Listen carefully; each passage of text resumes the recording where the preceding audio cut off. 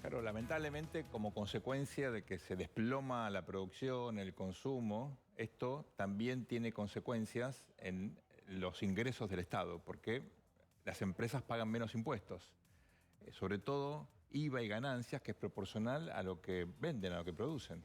Entonces, la situación es muy alarmante. Hoy se conoció un documento muy interesante de la UIA, que tiene un grupo de jóvenes que son realmente fantásticos. Hay un centro de estudios que hizo un sondeo en 1.300 unidades productivas y los datos son descorazonadores, son terribles. Si te parece, vamos compartiendo las placas. Vos estás acostumbrado al análisis de gráficos, así que tenemos un coequiper inmejorable para esto, pero alarmantes, ¿no? Claro. Sobre todo considerando el poco tiempo en el que la situación se agravó. Bueno, acá tenés la evolución del déficit primario. ¿Te acordás? Esto es la diferencia entre lo que recauda el Estado y lo que gasta. Como consecuencia que se te desploma la economía, fíjate que el gasto primario, lo que gasta el Estado, está creciendo exponencialmente, en parte porque hay una cantidad de programas nuevos que lógicamente el gobierno lleva adelante para sostener la economía. Apoyo a pymes, a monotributistas, se aumentan los planes sociales, pero eso impacta en el gasto público. Mientras que la línea verde, que es la recaudación, fíjate que se desploma, ahí está proyectado mayo, teniendo en cuenta la tendencia. El déficit primario, es decir, sin pagar intereses de la deuda, para mayo es del 10% del Producto Interno Bruto. Fíjate que en enero comenzamos el año casi en equilibrio fiscal. Se han desplomado las cuentas públicas y esto quita margen de maniobra al gobierno. Imagínate que... A esto sumale que estás emitiendo más. Y, por supuesto, la inflación siempre, o la presión inflacionaria siempre va a terminar condicionando también tus decisiones, con lo cual el margen de gestión es muy acotado. Bueno, por ahora eso no está ocurriendo, porque como se te desploma la demanda, la gente... Sí, pero en algún momento eso hace el catch-up. Eso va a pasar. Eso va a venir. Creo que tenemos un gráfico al respecto. A ver.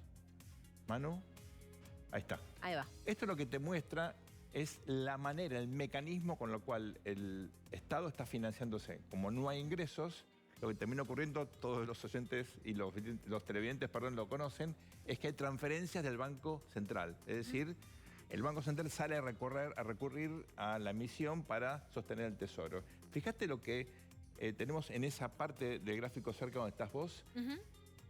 En abril, el 75% de la recaudación fue la emisión que tuvo que hacer el Banco Central para sostener el gasto público. Es decir, casi tanto como que lo que se recauda es lo que tiene que emitir el Banco Central.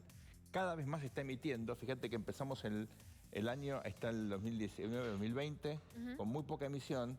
Durante todo el kirchnerismo hubo poca asistencia del Banco Central y esto ha explotado justamente porque se desploma la recaudación.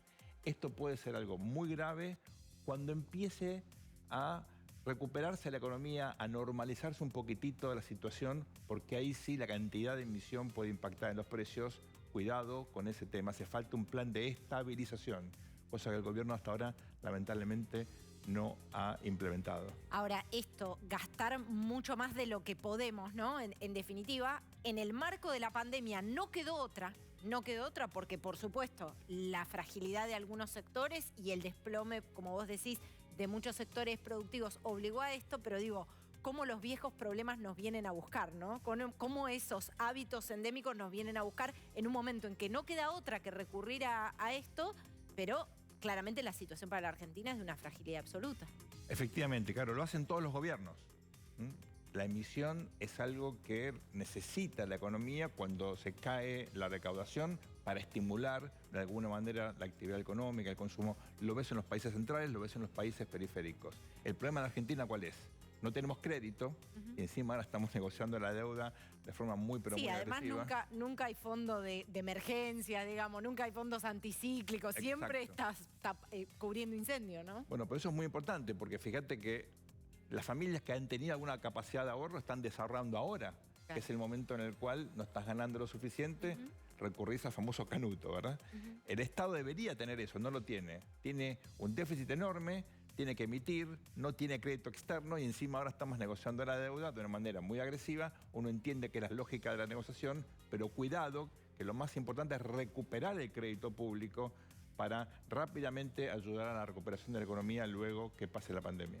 Ahora, vos sabés de dos cosas, gestión de equipos y de gobernanza, ¿no? Sí. Me pregunto, en este contexto en el que, por supuesto, hay muchas emergencias a atacar, con la deuda hubo malas noticias, por lo pronto, digamos, parece haber un ánimo de mayor negociación por parte del gobierno, ¿no? Ayer analizábamos las palabras en torno a esa recomendación de no aceptar.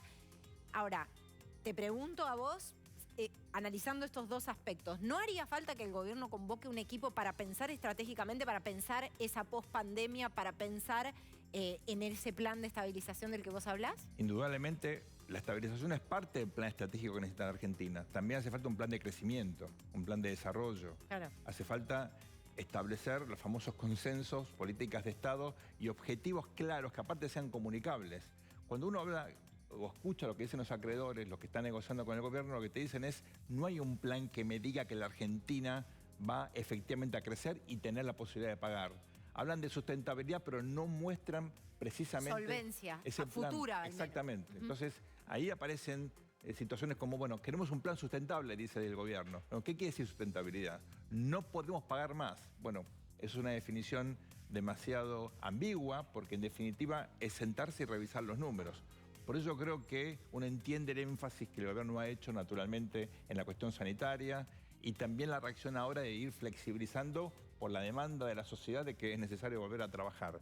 Pero cuidado que sin un plan económico integral que contemple la cuestión obviamente de los ingresos, del gasto público, de la inflación y de un plan de crecimiento, vamos a estar en serios problemas más temprano que tarde.